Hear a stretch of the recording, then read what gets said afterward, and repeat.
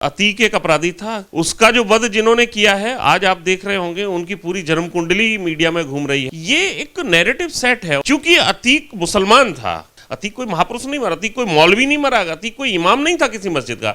अतीक एक गुंडा था। अगर एक मुस्लिम मारा जाता है तो पूरे देश में लग रहा है कि मॉब लिंचिंग हो रही, पूरे देश में हत्याएं हो रही, मुसलमानों को चैन से नहीं जीने दिया जाता। क्या विकास दुबे का एनकाउंटर नहीं हुआ था इस सरकार में? अतीक के मरने के बाद ही विपक्ष बोलने लगता, अतीक के मरने के बाद ही अखिलेश बोलने लगे, अतीक के मरने के बाद भी वो वहां का जो है हैदराबाद वाला वो भौंकने लगता है, ताकि जो बचे हुए अपराधी समाजवादी पार्टी के हैं उनको ये संदेश चला जाए कि नहीं, हमारे आका हमारे साथ खड़े हैं, हमें घबराने की आवश्यकता नहीं है। आज अखिलेश अगर अतीक के लिए बोल रहे हैं, रामगोपाल अगर अतीक के बोल रहे हैं, तो वो समाजवादी पार्टी का जो गिरता हुआ वोट बैंक का ग्राफ है उसको बचाने के लिए बोल रहे हैं। अतीक के साथ क्या हुआ है जांच बताएगी। इसमें कहीं ना कहीं हाथ अखिलेश यादव या समाजवादी पार्टी का ही होगा, क्योंकि अगर राज खुलेंगे तो उन्हीं के खुलेंगे, क्योंकि वो उन्हीं का आदमी था। नमस्कार, मैं हूं केशव मालानी। अतीक हत्याकांड के बाद में लगातार बहस सोशल मीडिया पर चल रही है, लेकिन इस मामले में एक बड़ा खुलासा हुआ है कि जो 3 आरोपी पकड़े गए हैं, जो हत्या में आरोपी हैं, उन्होंने सुपारी लेकर के अतीक और अशरफ की हत्या की थी। लेकिन सोशल मीडिया के साथ में पूरे समाज में अब एक तरफ बहस छिड़ी हुई है कि ये हत्या है या कोई वध है। आज इसी खास मुद्दे पर बातचीत करने के लिए हमारे साथ मौजूद हैं अखिल भारत हिंदू महासभा के राष्ट्रीय प्रवक्ता अशोक कुमार पांडे जी। सर, बहुत बहुत स्वागत है आपका। क्या लगता है, अतीक अहमद की हत्या के बाद में एक नई बहस छिड़ी है कि ये वध है या फिर हत्या? देखिए, हत्या वो होती है जब कोई व्यक्तिगत उद्देश्य के लिए या व्यक्तिगत किसी लाभ के लिए किसी को मारता है, वो हत्या होती है। लेकिन जहाँ किसी की मौत में कोई सामाजिक उद्देश्य छिपा हो, सामाजिक भलाई छिपी हो, तो उसको हत्या नहीं कहते, उसको वध कहते हैं। जिस तरीके से पूज्य नाथूराम गोडसे जी ने किया था वो वध था। इसी तरीके से इन जो नौजवानों ने किया है, इसमें बहुत बड़ी सामाजिक भलाई है, क्योंकि समाज के लिए एक बहुत बड़ा नाम था। अतीक जो है एक समाज में दुर्दांत नाम कहा जाता था, तो उसका जो किया है वो वध है। निश्चित रूप से इसे हत्या नहीं कहेंगे। अगर बात करें अखिलेश यादव की पार्टी के अखिलेश यादव हों, चाहे वो रामगोपाल वर्मा हों, अगर उनका बयान यादव हों, अगर वो उनका बयान आता है तो कहते हैं कि अतीक एक सांसद थे, विधायक रहे, वह सभ्य समाज में, और लगातार जनता ने उनको चुन करके विधानसभा और संसद में भेजा। तो एक तरफ इतना सम्मान देना और एक तरफ इस बात की चर्चा हर कोई करता है और जानता भी है कि वो अपराधी था, माफिया था, गुंडा था, बदमाश था, एक एक नहीं न जाने कितने लोगों की उसने हत्या कराई थी। तो इसमें अच्छा और बुरा क्यों देखना? देखिए, सबसे बड़ी बात यह है कि इन लोगों का एक नज़रिया अपना बना हुआ है, एक माइंडसेट बना हुआ है। अतीक एक अपराधी था, अतीक एक माफिया था, उस पर हत्या, लूट, बलात्कार जैसे संगीन धाराओं में मुकदमे थे, और 101 मुकदमे जिसके ऊपर लगे हों तो उसको आप महापुरुष तो नहीं कह सकते। उसका जो वध जिन्होंने किया है, आज आप देख रहे होंगे उनकी पूरी जन्म कुंडली मीडिया में घूम रही है। उनके पिता कौन थे, चाचा कौन थे, घर कहाँ, परिवार कहाँ। ये एक नैरेटिव सेट है और उस नैरेटिव से बाहर निकलना होगा। क्योंकि अतीक मुसलमान था, एक बहुत बड़ा सवाल इस बात का आता है, क्योंकि अतीक मुसलमान था और मुसलमान मरा। अतीक कोई महापुरुष नहीं मरा, अतीक कोई मौलवी नहीं मरा, अतीक कोई इमाम नहीं था किसी मस्जिद का। अतीक एक गुंडा था, एक माफिया था, और वो जो भी बना, वो सांसद बना, विधायक बना, जो भी बना, वो माफिया से ही बना। अब रही बात समाजवादी पार्टी की, तो समाजवादी पार्टी माननीय मुख्यमंत्री जी ने भी सदन में ये बात कहा है कि माफियाओं को पोषित करती रही है। जितने भी गुंडे मवाली रहे हैं, जिन्होंने फूलन देवी जैसी को सांसद बनाया हो, तो वो नैतिकता की बात तो कर नहीं सकते। तो निश्चित रूप से वो गुंडे और मवालियों की ही वकालत करने वाले लोग हैं, आज उनको लग रहा है। वहीं दूसरा अगर इसमें पहलू देखा जाए तो अखिलेश, जिस समय उमेश पाल की हत्या हुई, सबसे बड़ी बात यह है कि आज पूरे देश में चर्चा होती है उमेश पाल की हत्या। उमेश पाल की हत्या अकेले नहीं हुई थी, उमेश पाल के साथ 2 पुलिस वाले, 2 पुलिस कांस्टेबल भी मारे गए थे, तो हत्या तो उनकी भी हुई थी। उन पर चर्चा क्यों नहीं? उमेश पाल की हत्या के अलावा समाज में एक संदेश गया कि जो कानून व्यवस्था जिसको संभालने की जिम्मेदारी है पुलिस के 2 जवान मारे जाते हैं, तो कानून व्यवस्था को खुली चुनौती दी गई थी उमेश पाल की हत्या के साथ। पुलिस वालों को मार करके सरकार को उकसाया गया, सब कुछ शांत चल रहा था। यानी सरकार को दिखाने की कोशिश की इस देश में कानून, इस प्रदेश में कानून का राज नहीं है। सरकार ने कानून का राज स्थापित किया।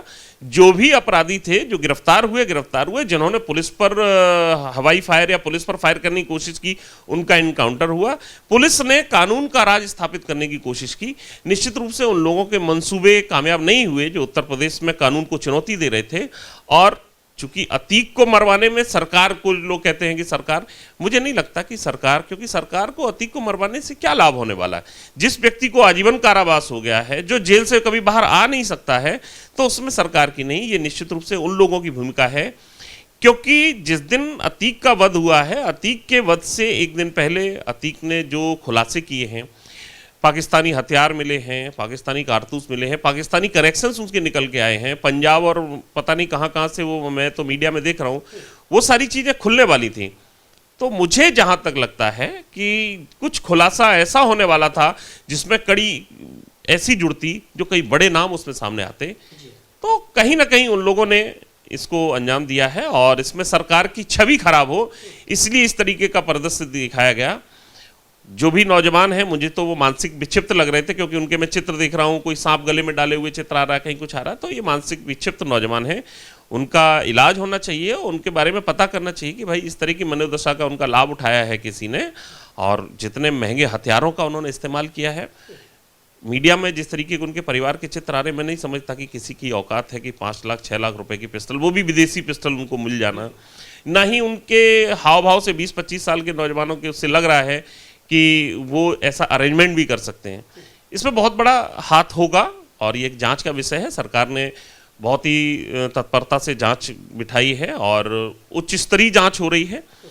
माननीय मुख्यमंत्री जी स्वयं उसको मॉनिटरिंग कर रहे हैं, गृह मंत्रालय भी उसको कर रहा है और वो सारी चीज़ें हो रही। तो जांच में दूध का दूध पानी का पानी होगा, क्योंकि उत्तर प्रदेश में कानून का राज है, ये मानना पड़ेगा। यहाँ जंगल राज नहीं है। जो लोग कहते हैं कि उत्तर प्रदेश में कानून का राज है, उत्तर प्रदेश में कानून का राज है और कानून के राज को जो चुनौती देगा, बाबा उसे बर्दाश्त नहीं करेंगे। तो इसकी जांच होगी और जो भी इसमें शामिल है उन सब पर कार्रवाई होगी, ये निश्चित है। एक पहलू ये देख लिया जाता है कि जब हाल ही में तत्काल में अगर अशरफ और अतीक की हत्या कर दी जाती है, वो भी पुलिस अधिकारियों की मौजूदगी में और मीडिया की मौजूदगी में, लेकिन वह पहलू पर चर्चा क्यों नहीं होती कि इससे पहले न जाने कितने लोगों की उसने हत्या कराई, न जाने कितनी भूमियों पर कब्जा किया, न जाने कितनी बहन बेटियों के साथ में बलात्कार किया। आखिर उसको महिमा मंडित बार बार करना, उसके साथ में जी लगा करके बात करना, या फिर उसे कहना कि जनता का प्रतिनिधि थे मैं इसमें आपको बड़ा स्पष्ट बता दूं, इसका एकमात्र कारण है कि अतीक मुसलमान था। इस देश में एक माइंडसेट बना दिया गया है, अगर एक मुस्लिम मारा जाता है तो पूरे देश में लग रहा है कि मॉब लिंचिंग हो रही, पूरे देश में हत्याएं हो रही, मुसलमानों को चैन से नहीं जीने दिया जाता। क्या विकास दुबे का एनकाउंटर नहीं हुआ था इस सरकार में? तब कोई क्यों नहीं बोल रहा था? अतीक के मरने के बाद ही विपक्ष बोलने लगता, अतीक के मरने के बाद ही अखिलेश बोलने लगे, अतीक के मरने के बाद भी वो वहां का जो है हैदराबाद वाला वो भौंकने लगता है। ये पूरी दुनिया को संदेश दिया जाता है कि भारत में मुसलमान सुरक्षित नहीं है। ये जितना भौकाल, अगर पुलिस वालों के सामने अतीक की हत्या हुई है तो वो वीडियो भी तो देखिए, वो 4 साधु इतने पुलिस वालों के सामने मारे जा रहे थे और उन पुलिस वालों ने हाथ पकड़ के उन साधु भीख मांग रहे थे। पालघर की घटना आपने सुनी, उस पर चर्चा क्यों नहीं करते? वो भी तो पुलिस वाले ही थे। उमेश पाल को मारा, उसके साथ 2 पुलिस वाले मारे, वो तो सुरक्षा में था ना, वो भी तो पुलिस सुरक्षा में था, उसको भी तो मारा। उन पर चर्चा क्यों नहीं करते? इन लोगों को सिर्फ अपराधियों का महिमा मंडन करना, ताकि जो बचे हुए अपराधी समाजवादी पार्टी के हैं उनको ये संदेश चला जाए कि नहीं, हमारे आका हमारे साथ खड़े हैं, हमें घबराने की आवश्यकता नहीं है। लेकिन उत्तर प्रदेश में कानून का राज है, अपराधी कहीं भी रहेंगे, बचेंगे नहीं। जो हुआ है, चाहे ये संयोग कहें चाहे प्रयोग करें, सामाजिक दृष्टि से तो अच्छा हुआ है। बाकी का जांच का विषय है, जांच में पता चल जाएगा किसने किया, क्या हुआ, सारी चीज़ें। अगर हम बात करें असद का, जब एनकाउंटर होता है तो उससे मुझे लगा 3 से 4 दिन पहले आदित्य राणा नाम का एक माफिया था, जिसके बाद में 45 से अधिक मुकदमे थे, उसका भी एनकाउंटर होता है। लेकिन उस पर न तो कोई सवाल खड़ा किया जाता है, ना ही कोई समर्थन में आता है। ये अच्छी बात है कि हिंदू समाज, क्योंकि वो भी तो कोई कह सकते हैं कि हिंदू समाज से है, या फिर किसी ठाकुर हो सकता है कोई, अगर राणा है तो। लेकिन आखिर राणा के नाम पर एनकाउंटर पर सवाल ओवैसी या अखिलेश नहीं करते हैं, जो असद पे करते हैं। यही बात मैं भी इसी बात को कह रहा हूं। एक राणा का इनकाउंटर हुआ, विकास दुबे का इनकाउंटर हुआ। विकास दुबे के बाद कितने नए नए, वो खुशी का पति जो है वो तो बिल्कुल यंग था, खुशी इतने दिन तक जेल में रही। कौन से हिंदू समाज ने ये कहा नहीं साहब अत्याचार हो रहा है? हिंदू समाज का अपना मानना है, जो अपराधी है वो अपराधी है, और अपराधी के लिए कोई सिंपैथी नहीं होती है। हिंदू, हम सनातन संस्कृति को मानने वाले लोग हैं, और सनातन में भगवान ने स्पष्ट श्रीमद् भगवद गीता में कहा है कि अपराधी के अंत का जो भी रास्ता हो वो उचित ही होगा, क्योंकि वो अपराध का अंत करता है। अब हर तरीके के रास्ते भगवान ने भी अपनाए हैं। बाली का वध किया, लोग कहते हैं नीति के विरुद्ध किया, लेकिन अपराधी का वध किया था। रावण का वध किया, नीति के विरुद्ध लोग कहते हैं, लेकिन अपराधी का वध। मोटिव क्या है? सबसे बड़ी चीज है वध करने का मोटिव क्या है। आप व्यक्तिगत उद्देश्य करें या सामाजिक उद्देश्य, जहां पर समाज कल्याण की भावना होती है वहां पर अगर किसी को मारा जाता है तो उसको वध कहते हैं। तो वध हमेशा जायज होता है। रही बात इनकाउंटर की, भारत के संविधान में इनकाउंटर लीगल वर्ड है। इनकाउंटर इलीगल नहीं होता कभी भी। लोग कहते हैं इलीगल, फेक इनकाउंटर, फेक नहीं होता। इनकाउंटर जायज ही होते हैं। हाँ, ये जरूर है कि कुछ लोग सिंपैथी जुड़ते हैं तो उसको जांच बिठाते हैं, सरकारें आती अपने हिसाब से जांच करती हैं। सरकारें तो ऐसी हैं जिन्होंने गोधरा में जली हुई ट्रेन को भी जायज ठहरा दिया था कि नहीं वो एक एक्सीडेंट था, जबकि पूरी दुनिया ने देखा कि वो बांध करके मारे गए थे। तो इस देश में सरकारों का एक अपना नजरिया होता है। जहां हिंदू समाज की हत्या होती है, जहां हिंदू समाज मारा जाता है, वहां पर अखिलेश यादव से लेकर के वामपंथी और कांग्रेस के लोग सब चुप हो जाते हैं। लेकिन वहीं अगर कोई एक मुस्लिम भी मारा गया तो ऐसा संदेश देते हैं पूरे देश में जैसे इस देश में मुसलमानों पर पूरा अत्याचार हो रहा है। जबकि मैं ही नहीं कहता हूं, देश का मुसलमान कहता है कि दुनिया में अगर कहीं मुसलमानों को सुकून और चैन की रोटी मिल रही है तो एक सिर्फ हिंदुस्तान है, और खास करके उत्तर प्रदेश है, जहां बाबा ने दोनों हाथों से बांटा है।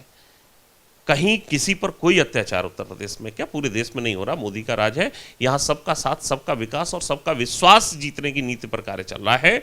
यहां अगर कोई ये कहेगा कि किसी एक पर अत्याचार हो रहा तो निश्चित रूप से बेईमानी होगी, और कहने वाले व्यक्ति की मंशा निश्चित रूप से इसमें गलत होगी, क्योंकि वो अपने वोट बैंक के लिए बोल रहा है, उसका सामाजिक उद्देश्य नहीं है। आज अखिलेश हो अगर अतीक के लिए बोल रहे हैं, रामगोपाल अगर अतीक के बोल रहे हैं, तो वो समाजवादी पार्टी का जो गिरता हुआ वोट बैंक का ग्राफ है उसको बचाने के लिए बोल रहे हैं। अतीक के साथ क्या हुआ है जांच बताएगी। इसमें कहीं ना कहीं हाथ अखिलेश यादव या समाजवादी पार्टी का ही होगा, क्योंकि अगर राज खुलेंगे तो उन्हीं के खुलेंगे, क्योंकि वो उन्हीं का आदमी था, वो योगी का आदमी नहीं था। अगर बात करें जब सदन में जब इन्होंने सवाल किया था योगी सरकार के, आपके राज में कानून व्यवस्था कहाँ है, कानून का राज कहाँ है, तो उसके जवाब में उन्होंने कहा था कि माफिया कोई भी हो, आपने तो पाला पोसा है, लेकिन माफिया कोई भी हो हम मिट्टी में मिला देंगे। आपको लगता है कि अतीक अहमद ने उमेश पाल की हत्या करा करके दिन दहाड़े या योगी सरकार को चुनौती देकर के बड़ी गलती की, या फिर अखिलेश यादव ने सदन में योगी से सवाल करके बड़ी गलती की? अखिलेश के पिताजी की सरकार थी 2005 में, जिस समय राजू पाल की हत्या हुई थी। और राजू पाल की हत्या अगर आप देखेंगे, राजू पाल की हत्या हुई थी, उसकी गाड़ी में 100 से अधिक गोलियां मारी गई थी, और जब उसके परिवारीजन, उसके समर्थक उसको लेकर के जा रहे थे तो चौराहे पर ऑटो को रोक रोक के राजू पाल की गोलियां मारी गई थी। वो कौन सा राज था? उस राज पे भी तो सवाल उठने चाहिए। उस समय तो मुलायम सिंह यादव मुख्यमंत्री थे, क्या कार्रवाई की थी उन्होंने? उन्होंने अतीक यादव को गद्दी पर बिठाया था, टिकट देकर के गद्दी पर बिठाया था, सांसद विधायक बनाया, और इस देश का बड़ा माफिया अगर कोई बनाया है अतीक अहमद को तो वो समाजवादी पार्टी ने बनाया। मैं प्रयागराज में रहा हूं, मैंने बहुत गौर से देखा है, चकिया और जो कसारी मसारी का एरिया है, अगर किसी की भैंस भी कसारी मसारी पार करके चकिया में चली जाएगी तो बिना पैसे दिए वापस नहीं आती थी। ये स्थिति मैंने खुद देखी। वो आतंक था। आज आतंक का समापन चल रहा है। निश्चित रूप से एक सनातन का दौर है। सनातन की रक्षा के लिए महापुरुष आए हैं, सनातन की रक्षा होगी। जो भी बोलेगा उसको जवाब मिलेगा। बोली का जवाब बोली से मिलेगा, गोली का जवाब गोली से मिलेगा, क्योंकि कानून स्थापित करने के लिए निश्चित रूप से ताकत, शस्त्र और शास्त्र दोनों की आवश्यकता होती है, और सरकार दोनों को प्रयोग करने में कहीं भी पीछे नहीं हटती है। एक आखिरी सवाल, अभी बात करें उस उमेश पाल हत्याकांड में दो नाम ऐसे बाकी हैं, एक तो शाइस्ता और बात करें गुड्डू मुस्लिम। आपको क्या लगता है अगला नंबर किसका? देखिए, इन लोगों को निश्चित रूप से अब देखिए, इनकाउंटर की तो मैं नहीं कह सकता हूँ, क्योंकि इनकाउंटर तो कोई जानबूझ के नहीं होता है, लेकिन हाँ, अगर कोई पुलिस पे फायर करेगा तो पुलिस अपना जवाब तो देगी, और वो जायज भी है। लेकिन हाँ, इन लोगों पर निश्चित रूप से कार्रवाई होगी, और ये बहुत जल्दी सलाखों के पीछे होंगे, कानून इनको गिरफ्त में लेगा।